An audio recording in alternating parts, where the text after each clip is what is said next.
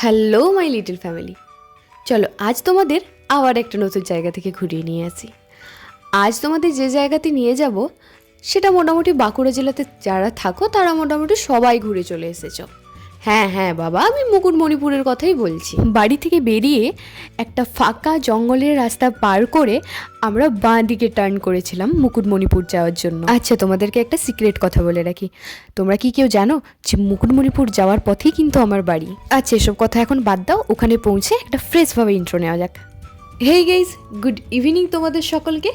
Welcome তোমাদেরকে আমার আরও একটা নতুন ভিডিওতে। আশা করছি তোমরা সবাই খুব ভালো আছো এবং সুস্থ আছো। আচ্ছা, তোমরা সবাই এখন ভাবছো তো যে বেরোলাম সকালে আবার ইন্ট্রো নিচ্ছি সন্ধ্যে 6টাতে। আচ্ছা দাঁড়াও, আমি একটা কথা বলে রাখি। তোমাদের তো একটু আগেই বলেছিলাম যে মুকুটমণিপুর যাওয়ার পথেই কিন্তু আমার বাড়ি। তো আর কি, বাড়িতে ঢুকেছিলাম একটু, সেখানে সকলের সাথে একটু দেখা করে একটু সময় কাটিয়ে তারপরই বেরিয়েছিলাম মুকুটমণিপুর যাওয়ার জন্য। আচ্ছা, তোমরা এখন হাসছো তাই না, যে এই পাগলিটা কি বকে যাচ্ছে। ভয়েসের সাথে এর অ্যাটিটিউড তো মোটেও ঠিক লাগছে না, কারণ আমার লিপসিংটা তো ক্যাচই করছে না। আর এখানে আমি একটু খুব তাড়াহুড়ো করে হাত পা নেড়ে কথা বলছিলাম। তো যাই হোক, ওখানে এত স্পিডে কথা বলেছিলাম না, পরে এসে সত্যি বিশ্বাস করো আমারই লজ্জা লাগছিল যে তোমরা হয়তো সত্যিই কথাগুলো বুঝতে পারবে না। তাই আবার ভয়েসটাকে রিমুভ করে আবার নতুন করে ভয়েস ওভার দিয়েছি। আর বেশি বক বক করে না তোমাদের আর মাথা খাবো না। তো চলো কন্টিনিউ ভিডিওটা দেখতে থাকো। আর এই যে এই ম্যাডামকে দেখতে পাচ্ছেন, এই ম্যাডাম এখন রেডি হচ্ছেন একটু বেরোবেন বলে। ম্যাডামের সাথে কিন্তু স্যারও আছে। আচ্ছা, আমাদের দুজনকে কীরম লাগছে একটু প্লিজ কমেন্ট করে বলো তো। এখন আমি রুমের লাইট এসি সব কিছু অফ করে বেরোবো। আচ্ছা, তোমাদেরকে তো একটা কথা বলাই হয়নি, আমরা কোথায় আছি মুকুটমণিপুরের। আমরা মুকুটমণিপুরের একটা রিসর্টে আছি। তোমরা যদি এই রিসর্টের ডিটেলস জানতে চাও তাহলে এর পরের কোনো একটা ভিডিওতে রিসর্টের পুরো ডিটেলস আমি তোমাদেরকে দিয়ে দেবো, চাইলে তোমরা এই রিসর্টে থাকতে পারো।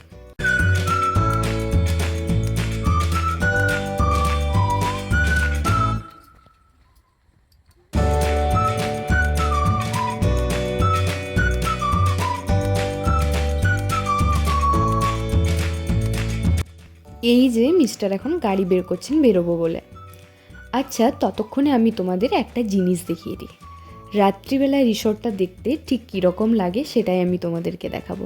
তো চলো সেটা এক ঝলকে তোমাদেরকে একটু দেখিয়ে দিই।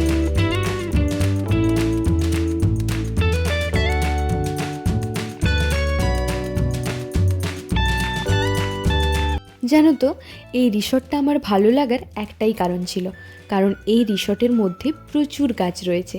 রাত্রেবেলায় এই গাছগুলোকে দেখতে কতটা সুন্দর লাগছে তাই না? তাহলে একবার ভাবো দিনের বেলায় এই গাছগুলোকে দেখতে ঠিক কতটা সুন্দর লাগবে। যাই হোক, এই গাছগুলোর সাথে এই রিসর্টের নামের কিন্তু একটা মিল রয়েছে, সেটা তোমরা এর পরের একটা ভিডিওতেই জানতে পারবে। তো চলো যাওয়া যাক। আমরা যে রিসর্টটাতে ছিলাম সেই রিসর্ট থেকে মুকুটমণিপুরের ড্যাম বলো বা মুসাফিরানা পাহাড় বা মুকুটমণিপুরের একটা ছোট বাজার রয়েছে, সেটা কিন্তু একটু দূরেই ছিল। কারণ আমরা মুকুটমণিপুর ঢুকতেই প্রথমে রিসর্টটাই নিয়েছিলাম, কারণ ওই যে বললাম প্রথমেই গাছ থেকে প্রেমে পড়ে গিয়েছিলাম, তাই আর কোনো নেক্সট অপশানে যাইনি।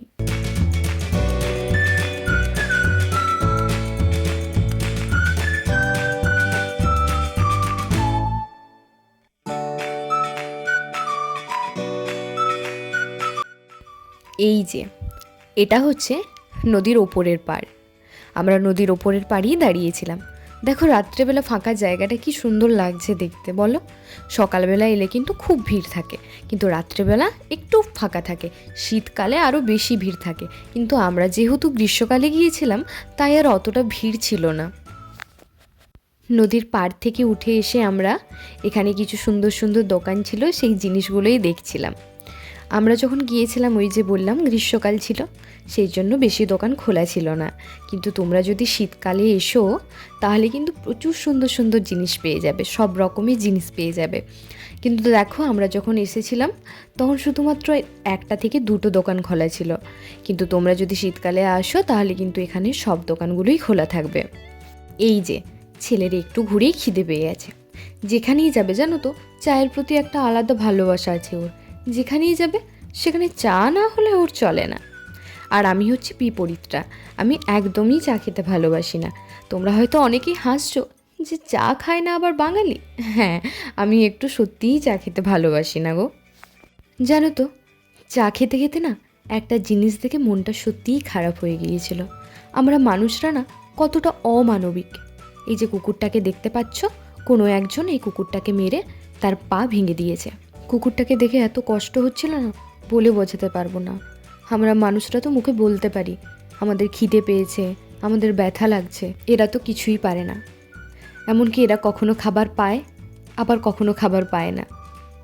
কুকুরটাকে দেখে মনে হচ্ছিল ওর খিদে পেয়েছে, তাই আমরা আমাদের সামর্থ্য মতো ওকে একটা বিস্কুট কিনে খাওয়াচ্ছিলাম।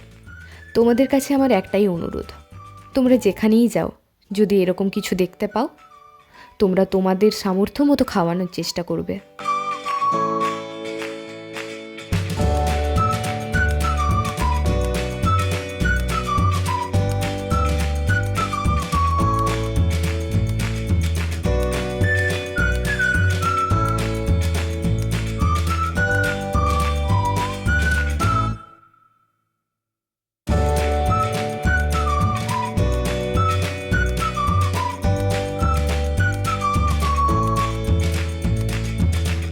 এই যে এখানে আমি ফুচকা খাচ্ছি। আমি তো আর ওর মতো অত চা লাভার নই, তাই আমি একটু ফুচকা খেয়ে নিয়েছিলাম। আমি চা লাভার নই, কিন্তু আমি ফুচকা লাভার। আর ও মোটামুটি ওর দুটোই চলে, ফুচকাও খেতে ভালোবাসে আবার চাও খেতে ভালোবাসে, কিন্তু ও ফুচকার থেকে একটু চাটাই বেশি ভালোবাসে।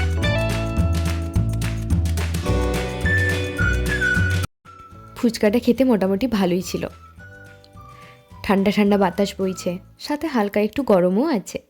তারপরে নদীর পাড়ে বরের সাথে এরকমভাবে ফুচকা খেতে আমার তো খুব ভালো লাগে। বিয়ের পর এই ফার্স্টবার আমি এরকম ওয়েদারের মজা নিচ্ছিলাম। আচ্ছা বলো তো, গরমকালে আইসক্রিম না হলে চলে? বরের কাছে তো এগুলোই আবদার, একটু ফুচকা, একটু আইসক্রিম, আর একটু সাথে টাইম স্পেন্ড করা, তাই না বলো? ফুচকা তো খাওয়া হলো, এবার আইসক্রিমটা তো একটু খেতে হবে। তো আইসক্রিম খাওয়ার আগে মুকুটমণিপুরের একটু রাস্তাটা তোমাদের সাথে শেয়ার করিনি। দেখো রাস্তাটা কি সুন্দরভাবে আলপনা আঁকা আছে। এইভাবে কিন্তু পুরো রাস্তাটাই কিন্তু আলপনা আঁকা আছে। কি সুন্দর লাগছে না দেখতে বলো? এই যে বড় আমার আইসক্রিম নিচ্ছে আমার জন্য, আর আমি একটু চারিপাশে ভিডিও করে নিচ্ছিলাম। চারিপাশটা কি সুন্দর লাগছে গো দেখতে বলো? ঠান্ডা ঠান্ডা বাতাস, সাথে একটু হালকা হালকা গরম, কি বলবো, জাস্ট ওয়াও লাগছিল। এই রাস্তাটাতে না দাঁড়িয়ে থাকতে কি বলবো, ভীষণ সুন্দর লাগছিল। যারা কাপেল আছো না, তারা এরকম একটা এক্সপিরিয়েন্স নিতে পারো, খুব ভালো লাগবে তোমাদেরও। আমাদের তো খুব ভালো লাগছিল। ইভেন আমরা ছাড়াও এরকম অনেক কাপেল ছিল যারা বসে বসে গল্প করছিল, আড্ডা মারছিল, ভালো লাগছিল বেশ। আর এই যে আমাকে দেখতে পাচ্ছ, যেখানেই যাবো সেখানেই রিলস বানাতে হবে। না না, আমি একা নই, আমার মতো সব মেয়েরাই এরকম করে, তাই না বলো? যেখানে যাব সেখানে ফুচকা আর রিলস, এই দুটো মাস্ট। তো যাই হোক, একটু ইয়ার্কি মারছিলাম, দুজনে একটু বসেছিলাম, টাইম স্পেন্ড করলাম, অনেক গল্প হলো, অনেক অনেক। মনে হচ্ছিল যে এক আকাশ সমান গল্প জমানো ছিল। ওই রাস্তাটার উপরে একটু বসে সেই গল্পগুলোই সেরে নিচ্ছিলাম। যাই হোক, খুব ভালো লাগছিল বসে থাকতে, মনে হচ্ছিলো আরও একটু বসে থাকি, কিন্তু কি করব বলো, এরপর তো আমাদেরকে একটু খাওয়া দাওয়া করতে হবে। আর কি বলবো, মানে গরমটা হালকা হালকা করে করছিল, আবার হালকা হালকা করে বাতাসও দিচ্ছিল, কিন্তু আমি বলবো গরমের ভাগটা একটু বেশি ছিল, সেই জন্য সত্যিই খুব খারাপ লাগছিল, অসুবিধা হচ্ছিল আমাদের। যাই হোক, আমরা আর এখানে বেশি দেরি করব না, ওই আর একটু গল্প করে তারপর বেরিয়ে পড়বো। আমরা যাব বলতে, যে রিসোর্টটাতে আমরা আছি ওই রিসোর্টেই আবার যাব, ওখানে আমরা 2 দিন থাকবো। 2 দিন থাকার পরে তারপরে আমরা বাড়ি যাব। আচ্ছা, তোমাদের বলাই হয়নি, হঠাৎ করে মুকুটমণিপুরের প্ল্যান কী জন্য হলো? যাই হোক, ওটা পরে বলবো তোমাদেরকে। আমরা একটা কাজেই এসেছিলাম, ঘুরতে আসিনি। যেহেতু বললাম যে আমার মুকুটমণিপুরের কাছেই আমার বাড়ি, আমার দেখা মুকুটমণিপুর, আবার আমার যে হাজব্যান্ড আছে তারও দেখা মুকুটমণিপুর। আসলে ওরও মুকুটমণিপুরের একদম কাছে মামা বাড়ি, তাই ওরও দেখা। এরপর আমরা এখানকে টাটা বাই বাই বলে চলে যাব।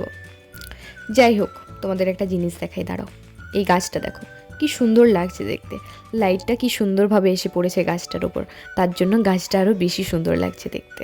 যাই হোক, তোমরা এখানে এসে টাইম স্পেন্ড করতে পারো।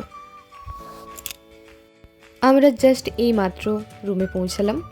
আমাদের দুজনের অবস্থা একটু খারাপ ছিল, যদিও আমার অবস্থাটা একটু ঠিকঠাক ছিল, ওর অবস্থাটা একটু বেশি খারাপ ছিল গরমের জন্য। আর আমাদের দুজনের অবস্থা থেকেও না আমাদের ঘরটার অবস্থা আরও খারাপ ছিল। আমরা দুজনেই না পুরো সেম। আমরা যখনই কোথাও বেরোবো আমরা ভুলেই যাই যে এই রুমটাকে আমাদের আবার আসতে হবে। রুমটা কী জঘন্য করে দিয়ে যায়। বাপের বাড়িতে আমার মা রুমটা গুছিয়ে দিত, আবার শ্বশুর বাড়িতে আমার শাশুড়ি মা রুমটা গুছিয়ে দেয়। যাই হোক, সেই জন্য আর অতটা বুঝতে পারি না। যখনই কোথাও বেরোবো তখনই আমরা রুমটাকে এরকম বাজেভাবে করে দিয়ে বেরোবো। মনেই হয় না যে আরও আসবো বাড়িতে, আবার এখানে থাকতে হবে, শুতে হবে। সেসব কথাগুলো না তখন আমরা ভুলেই যাই। এই যে দেখো আমাকে গরমে কীরকম অবস্থা হয়ে গেছি সেটাই তোমাদের সাথে শেয়ার করছি।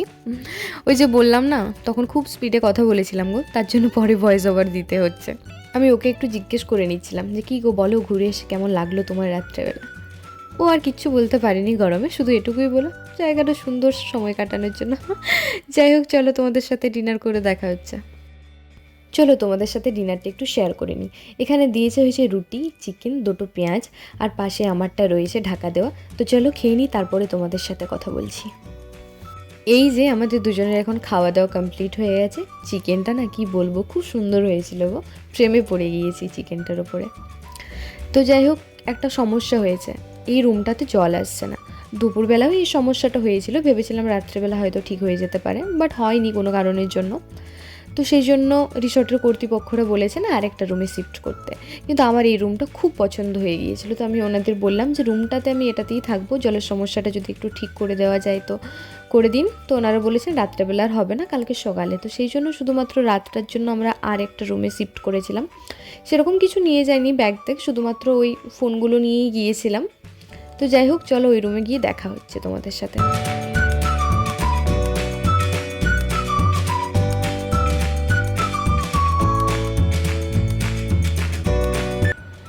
তো বললামই তো এর আগে যে এই রুমটাতে আমাদের জলের প্রবলেম ছিল, তো সেই জন্য আমরা এই রুমটা চেঞ্জ করে ওই দিকে আরেকটা রুম নিয়েছিলাম। তো আমরা ওই রুমে গিয়েও ছিলাম, তারপর স্নান টান করে তারপরে আমরা আবার এই রুমে চলে এসেছি, কারণ ওই রুমটা প্রচুর ছোট ছিল আর আমাদের ওই রুমটা একদমই পছন্দ হচ্ছিল না। আর আমরা ওখানে মানে কিরমই একটা লাগছিল, ভীষণ আনকমফোর্টেবল লাগছিল ওই রুমটাতে। তো সেই জন্য আমরা আবার ওখানে স্নান টান করে ফেস ওয়াশ করে আবার এই রুমে চলে এসেছি। তো আর ভিডিওটা বেশি বড় করছি না, এখন 1টা বাজে, ঘুমোতে হবে। তো চলো ভিডিওটা বড় করছি না। আর কি করছো তোমরা, এখনো পর্যন্ত আমার চ্যানেলটাকে সাবস্ক্রাইব করোনি? যারা এখনো পর্যন্ত আমার চ্যানেলটাকে সাবস্ক্রাইব করোনি তারা প্লিজ আমার চ্যানেলটাকে সাবস্ক্রাইব করে দিও, আর পাশে থাকা বেল নোটিফিকেশনটা অন করে দিও, যাতে আমি যখনই ভিডিও আপলোড করি তোমরা সঙ্গে সঙ্গে আমার নোটিফিকেশন পেয়ে আমার ভিডিওটা দেখে নিতে পারো। তো চলো আর বেশি কথা বলছি না, টাটা, গুড নাইট, সবাই ভালো থেকো, সুস্থ থেকো।